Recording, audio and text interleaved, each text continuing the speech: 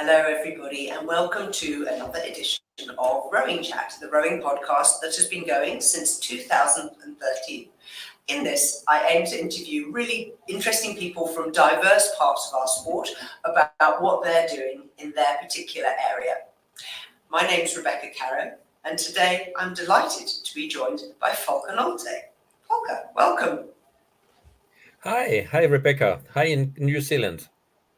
Yes, hopefully hi to the whole world, because we do know we have an international audience who listen into our podcast. Wow. Now, Volker, you're here today because you have been extremely busy in your retirement. I think this is a typical sign of a rower who can't sit still.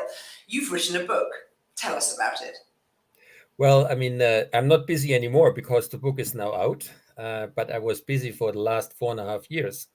And as you know, I wrote already 2 books for rowing, the Rowing Faster, first and second edition. And I was approached by the publisher to continue with this series. And my first idea was to write a book only about rowing technique and biomechanics.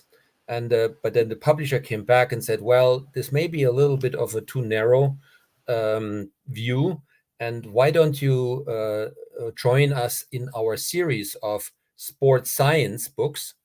Human Kinetics has a series of cycling science, swimming science, running science, as you probably know. And that's a very successful series, and it's very well accepted in the sport community. And so this came about, and this was 4.5 years ago. We planned at first to have it done in 2 years, but then our very nice pandemic came in between, and it became quite difficult for the contributors, for some of them, to work and focus on their work. Because they were obviously through work-related situations very busy. Some of them had to redo their, for example, do their lectures at university. Some people had to redo camps, were moved all over the world, and so on. So it became actually quite a lengthy process. Well, on the other hand, this is also very positive because this meant also more work and time and effort Yes. on it. And so I'm very, very pleased with the end product that came out. So, in similarity to your other 2 books about rowing faster, you've done this as the part author, but also the editor, bringing other experts in to write different chapters. That's correct. I don't feel being an expert in all fields of rowing. I have some understanding of physiology, some understanding of psychology, but I would not consider myself to be able to write in these areas. So I'm also a very lucky person because I know a lot of very, very interesting, very intelligent, very busy people in all over the world. One of which is actually in New Zealand, very close to you. Brett Smith is working in Cambridge, right? And these people obviously helped me to cover my weaknesses. And I think it's way better to have more people involved, that you can really lay things down in the proper basis. So, why does rowing need this book now? Why hasn't it been done before? Well, in a certain way, this book is actually an addition to the 2 other books.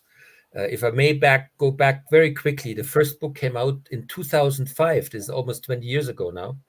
And it was, I had the chance to work with a lot of very interesting coaches, most of them. There was Dick Tonks there, Mike Spraglin, El Moro, all world-class coaches who helped there. So it was, the first book was more from a coaching point of view. And then the second book, I was asked from the publisher, why don't we redo this? And I said, well, I don't like to redo things. Let's do something new. What I then thought was very neat, I actually got Olympic champions, Olympic gold medalists to write introductions into the chapters, and then again bring some contributors in there to write about more in the detail, but always still with this background that we want to make sure it is based for coaches and athletes to read and get quickly information out of it.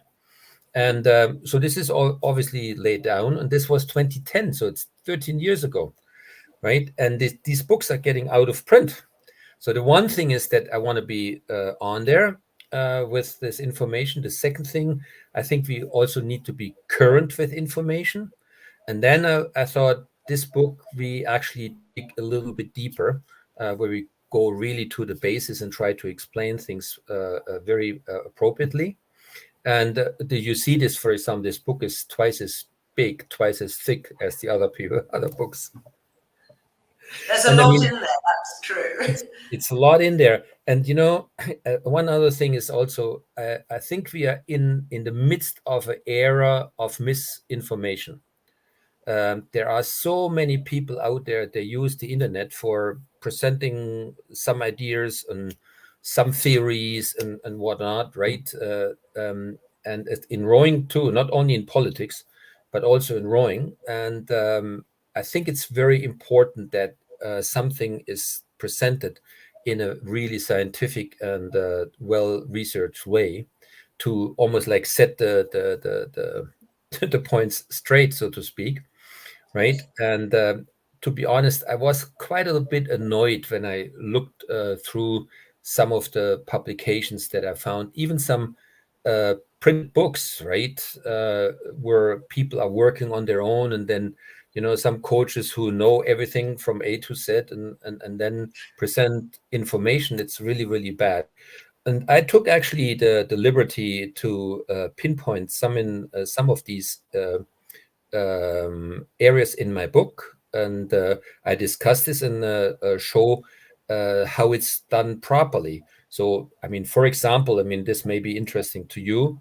This idea about even splitting, which is still an ongoing theory.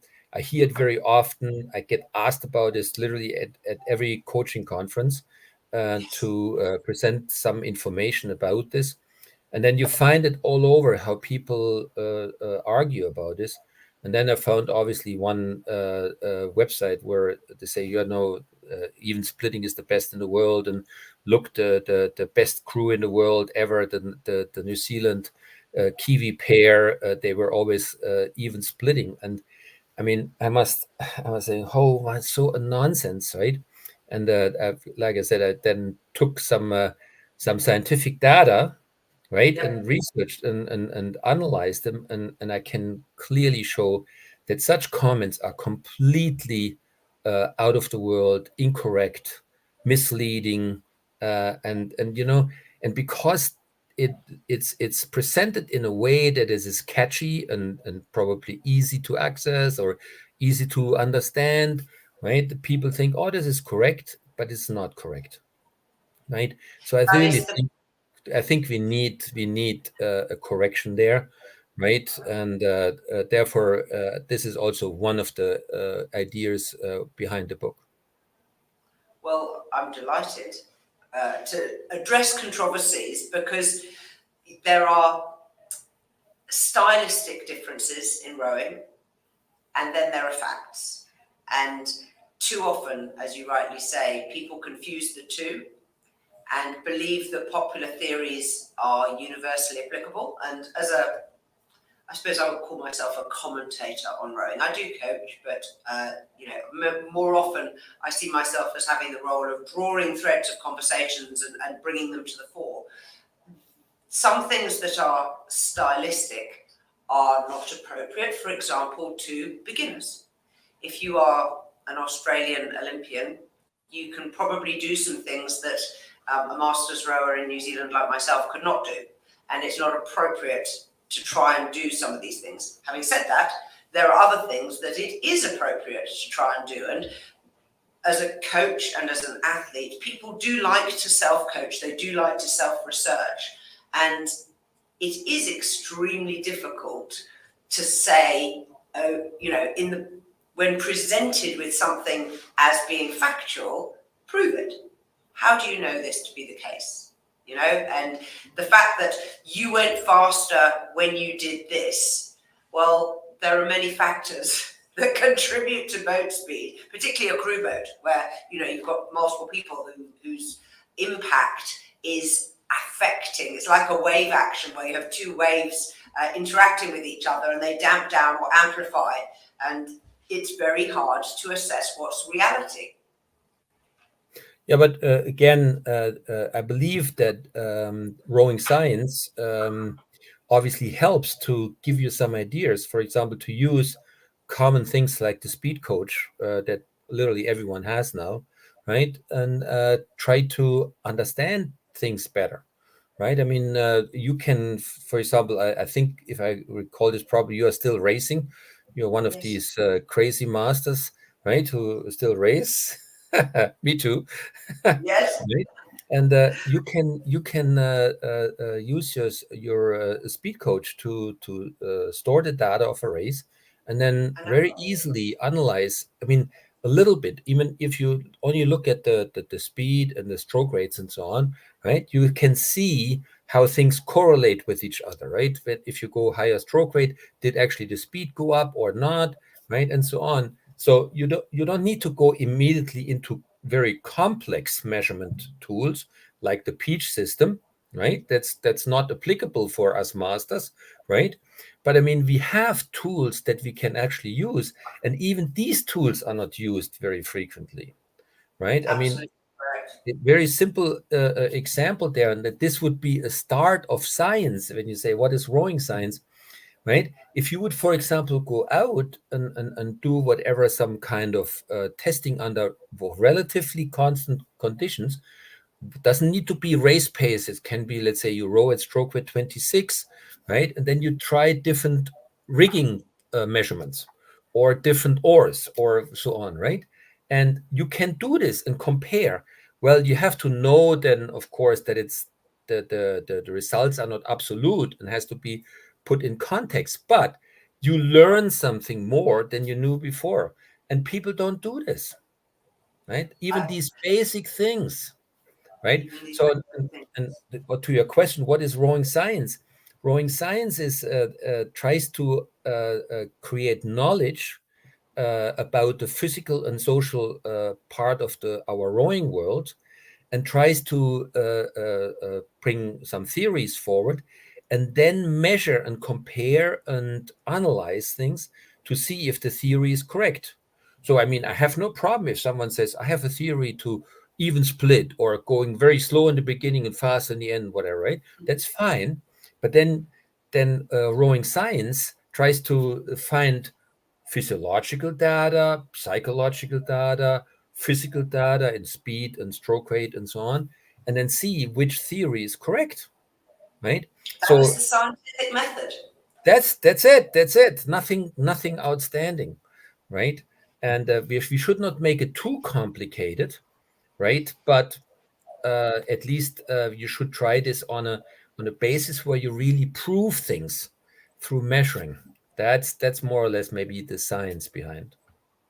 And let's face it, anyone who is a rowing coach mostly has a couple of goals that's extremely aligned with every other rowing coach in the world: improving technique, improving physical ability, fitness, and then improving boat speed, probably as a consequence of the first two, regardless of whether your crews are racing or not. So as a cohort of people, we should all be very aligned in our goals. Yeah, of course. I mean, even for a recreational rower, right? What you want as a recreational rower, you want to row comfortably and have a good feel of the boat. You don't want to have sour spots on your bum or hands, right?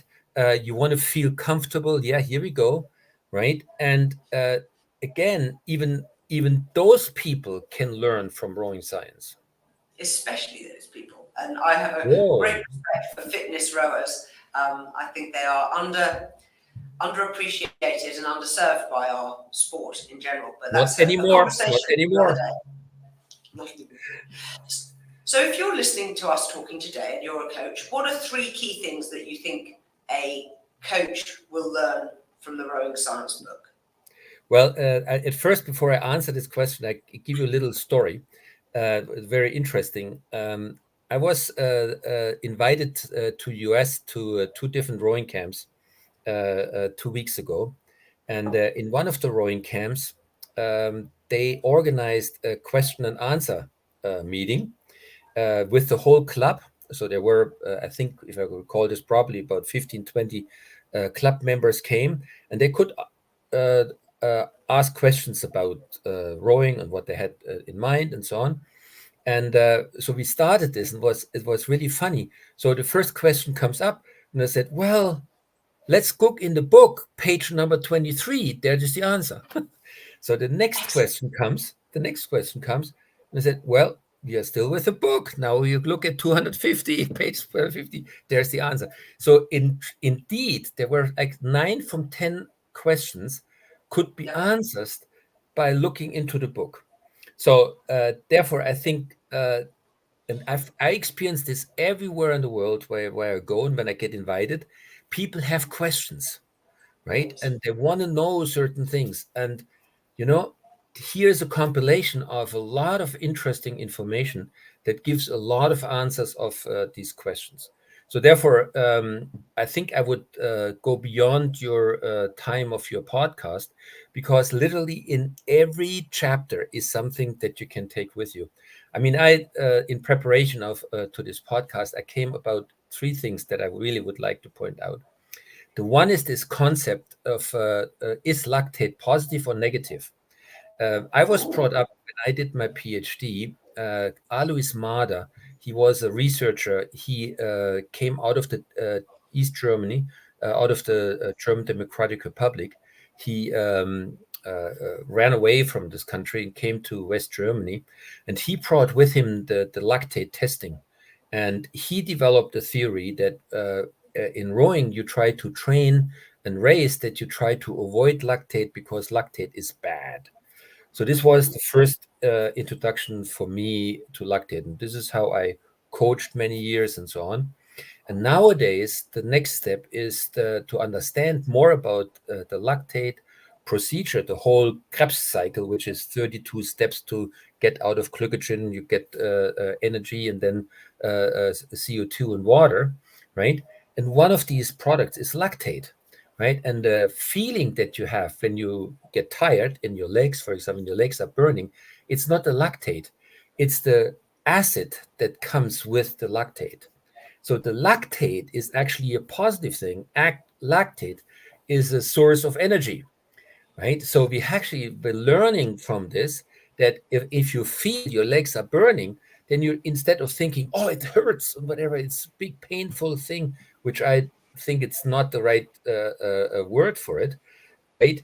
You should say, wow, it's great. I still have energy in my legs, right? You know what I mean? So I overdrew it a little bit, but Paula Jardine and Gunnar Treff, they write about it, right? And this is the new theory about lactate, and this is the relative new used in international rowing. So this is one thing. The second thing is I would like Brett Smith presents a very good idea about how New Zealand rowing is so successful. This is something you can learn. The third thing is from Mrs. Wertner. She is the Dean of Health Sciences in Calgary, and she writes about team culture. She writes about how important team culture is, how you can actually create a culture that works for you. And these are very important things. And maybe now the fourth thing, making a little bit advertising for myself, I wrote a chapter about rowing plates, right? Because I get always the questions. We have so many plates, and how can I look at this and what to do? There's now a chapter, and I think it's the first time ever in such a book, right? That lays down the different types of blades, what the different types come from, what actually you should look at, and so on. So these are 4 examples, but I could give you 10 more because I was so lucky to work with such wonderful people who had so many great ideas. And I obviously pointed out now four other contributors besides Yeah. me, and I didn't mention all the others. I should have mentioned everyone. But everyone can see who all the other contributors are. If you go into Amazon and click on the book, the link's here, you can see the chapters, you can see who has authored each chapter, it's extremely clear. And then if you want to go and look them up, be our guest. Just to wrap up, I'd like to talk now about not the science, but the art. What is the art of coaching rowing? Because if it were just a scientific method, we would all achieve similar results. And you only have to spend a delicious week, as I did recently, watching the YouTube live stream of Henley Royal Regatta to see that there are many, many, A, different physiologies of athletes, but B, many different rowing techniques that are used by crews in that unique event. So let's talk a bit about the art of coaching rowing. Where do you think people should be directing their attention? Well, again, this is also an interesting question, and that comes up quite frequently now, specifically also with the title of the book is maybe a little bit almost like bringing up some excitement, maybe in some people a little bit too much excitement, right? And said, well, I was asked, where in your book is the chapter about art of coaching? So, well, this is actually in there too. If you read it correctly, Paula Jardine and Penny Wertner, they write about it, about how to coach, some ideas where it's come from. And for example, Paula Jardine has this brings this idea is myelin in the brain, right? How this works, how you learn, and how you learn a new technique or you get better in your technique is through repetitions, right? This is this word that Fairbairn already over 100 years ago mentioned. Miles make champions. This is simply a Wow. repetition. This is the art is to do this properly. And but if you now think about it, the trick is in, for example, learning rowing is by letting people do it. The more often they do the movement, the better it is. And I see it over and over again that people, that coaches talk to the beginners for 10 minutes and let them row two strokes and then talk again for 10 minutes, right? Or let in an aid only row two people or four, right? And the other people sit around. This is Yeah. totally against this. This is the art of coaching, is to involve everyone as much as possible, right? So it is actually in there. Now, on top of this, there is no art without science, right? If you think about, if you can paint an abstract picture like Picasso, right? But no one buys it. Why? Because you don't know the science of painting, which colors you use, in which combination, how you design the picture, with all these. There are, since hundreds or thousands of years, there are theories out there how to Composition. uh, design a picture, right? How to do composition, right? Or I mean, I can go on a piano and hit some notes, right? And there's the same notes that Mozart used, right? But I would not be able to do this because I don't know how this fits together. How you create the flow of the music, how you can certain sounds fit together and certain sounds doesn't fit together. And this is exactly with rowing. How can you be an artist coach if you don't know what you're talking about? Now, the next thing then, of course, is every coach should develop their own art based on the science, right? So, and what you see, for example, of international rowing or Henley, you see different types of rowing, but they Yes. all are based on similar theories. And the one they are better, they use the theories better, right? And every coach has their own art. That's fine, right? It's cannot, for example, another example, I'm getting quite frequently invited to become a guest coach. for a day or even for an hour. I mean, the Western University, who was the head coach for 24 years, the other day, a lightweight women's aid invited me to come out. Oh, come on, Volker, we know you like to do this, blah, blah.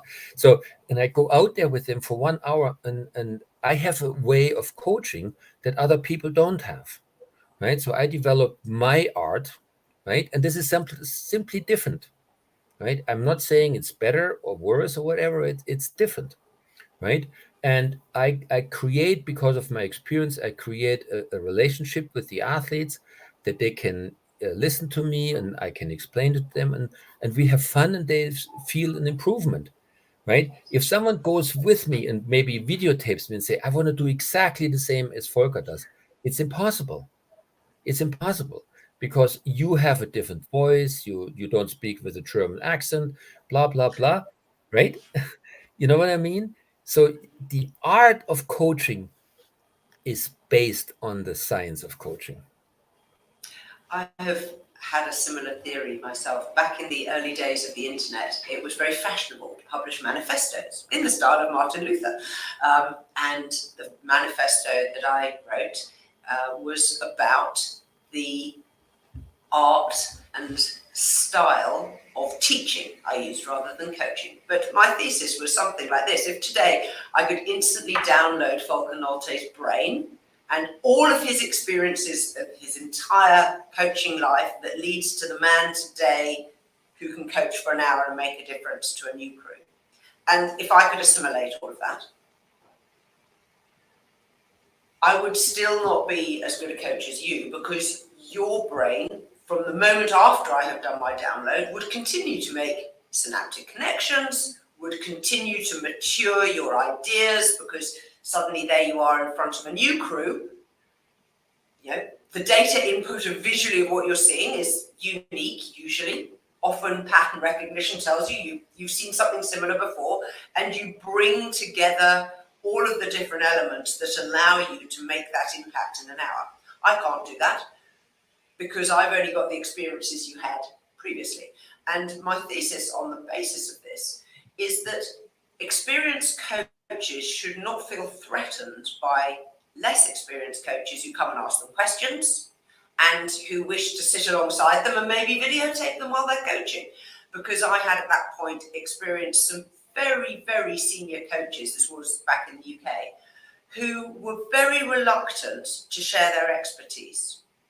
And I considered that supremely selfish and ignorant, because however much you share, the other person will not be able to replace you, particularly because coaching, sports coaching, is both an art and a science, and it's overlaid by years of experience and practice and experimentation, some of which goes right and some of which goes wrong. And that for me was, I thought, the worst sort of rowing coach was the successful rowing coach who was not inclined to share their skill with someone who was keen to learn. So there you go.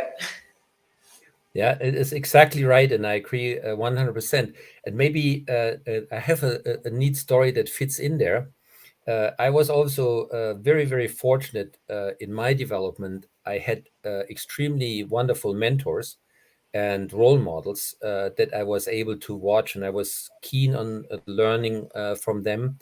And one of them is Thor Nielsen.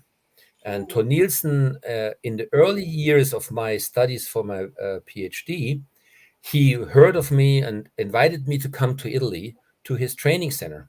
And I watched him, and I gave a few little lectures there for the coaches and the rowers and so on. So after a few days, I said, Thor, what the hell are you doing?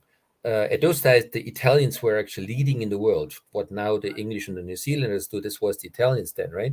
And say, you invite people like me, you have Pertti Karppinen there. There was a Canadian women's pair there.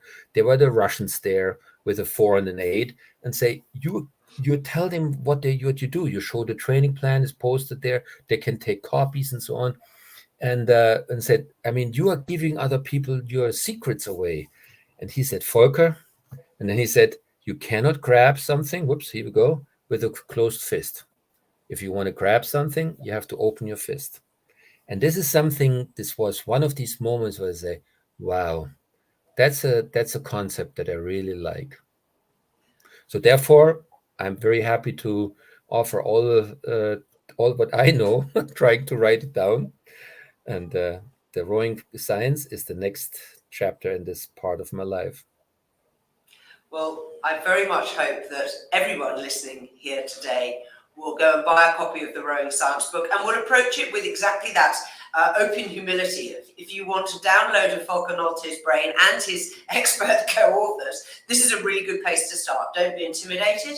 This is not requiring you to have a strong grounding in science. It explains things from first principles, and it is a very accessible read. So do go look today. It's on all good bookstores, as they say.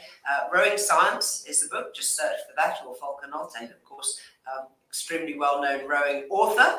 I think you've almost written more rowing books than anyone else, except for the people who write rowing history books and biographies. I think there's an achievement even in and of itself.